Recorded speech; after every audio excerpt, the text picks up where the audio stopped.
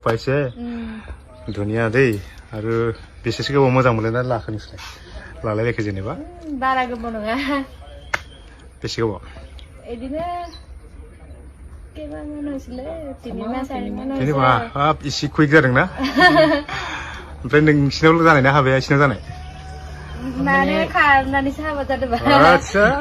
मोजां खाहैनानै होमबालाय ट्रेजेडी फारिसो दै आपना लोगो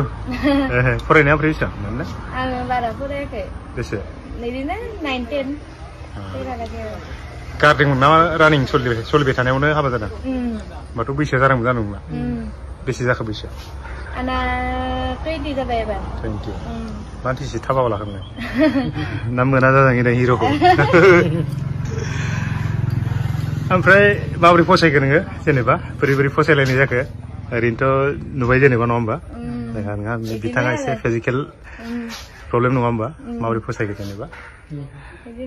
मोजां मोनलायबाय हाबा जानो जिरायजेनबायानो आदा मोना बेलायनाय गासैबो बिसोरो ओरैहायनि साहाथिंजायनि नाम मुंख'जाया साहाथिंजायनि आरो बिसोरो सान्थिफुर साइडनि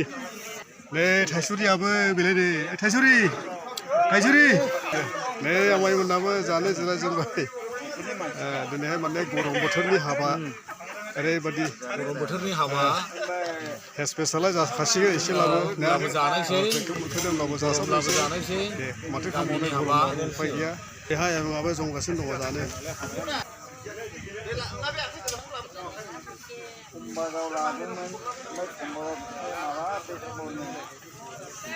ओरैहाय सानैबाव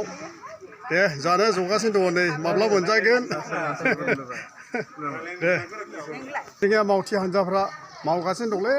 बाजै ओरैबायदि हाबा हुखाफ्राव बरियाखा मावखायो देन्जारनो नै मोनथारनोसै मोनजाथारनोसै नै संगासिनो दङ बेलाय नै गुदगासिनो दङ नै